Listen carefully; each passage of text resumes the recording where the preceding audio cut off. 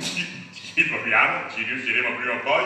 Siamo a Colleumberto, nell'Alta Trevigiana, a ridosso delle colline, in una bellissima struttura in mezzo al verde, con Sabina, così non sbaglio, ospiti del, così non sbaglio, articolo quinto, Orsa Academy, per parlare di un progetto che voi state sviluppando e che volevo spiegare e raccontare a chi ci segue.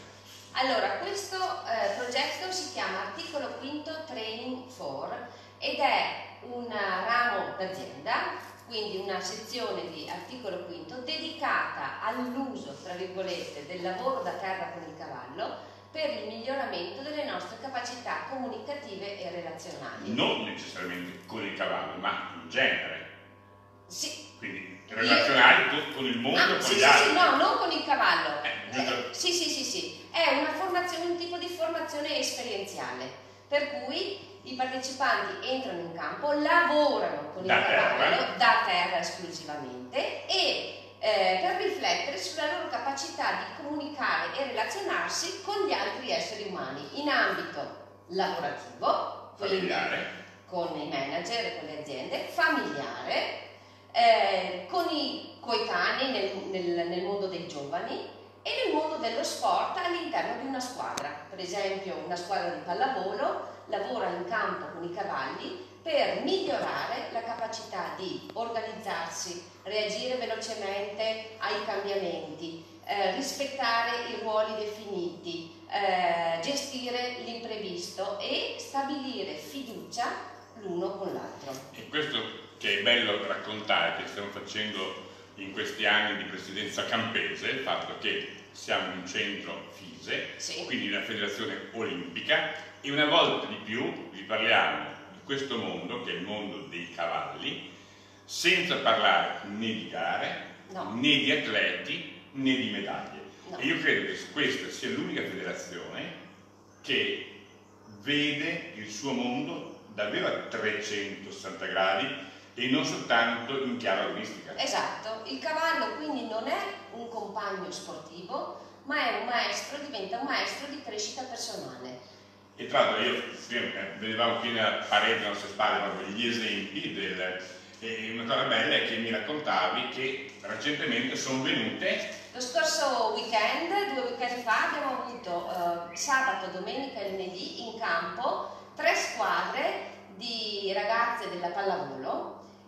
Sono venute qui perché c'era la possibilità di vivere all'aria aperta, ricordiamoci che siamo in un momento particolare, con l'animale. E anche per i bambini con i centri estivi c'è un modo di poterli avere all'aria aperta, distanziati e in rapporto con un animale che imparano a conoscere. Assolutamente. E sono venute qui appunto alternatamente una squadra sabato, una domenica e una lunedì per lavorare sulla capacità di essere squadra e quindi lavorare insieme, fare delle cose con, in questo caso avevamo i pony perché erano delle ragazzine, degli esercizi con l'animale da terra che però stimolava la discussione sul chi fa che cosa, quando lo facciamo, la coordinazione, mi fido di te perché tu mi dici andiamo lì, esercizi con le ragazze bendate, quindi dare fiducia e affidarsi. Sono tutte cose che nell'ambito di una squadra agonistica che deve performare molto velocemente perché in partita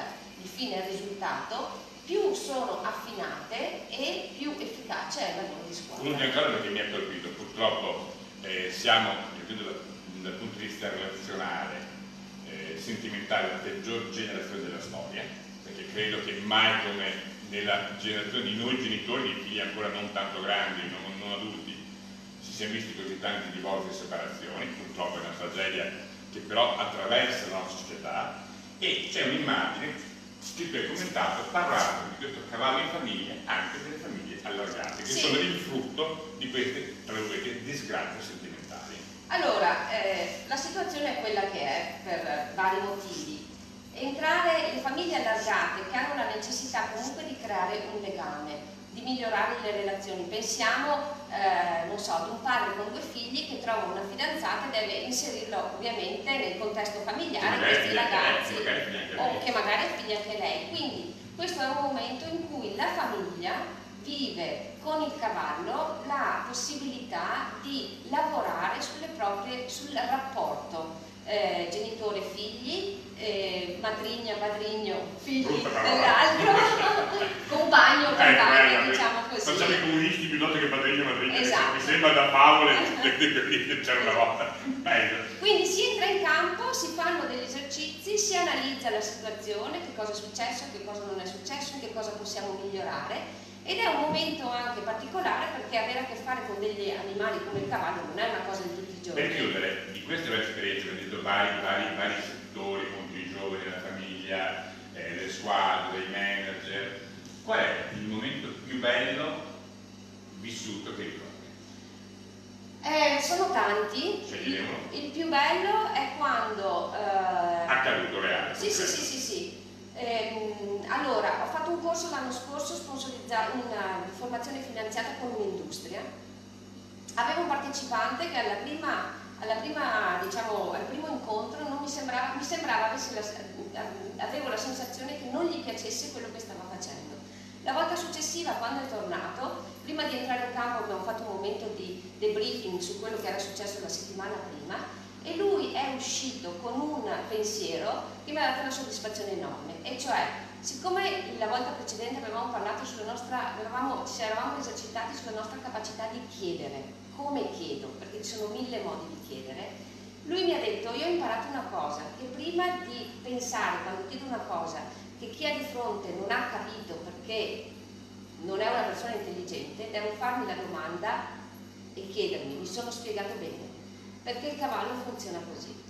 Grazie mille, vi ricordo questi video, se siete così gentili da condividerli sulle vostre pagine, ci danno la possibilità di far conoscere i cavalli in tutte le sue sfaccettature anche ai vostri amici, che magari sono vostri amici ma non sono ancora amici dei cavalli. Quindi se condividete, grazie.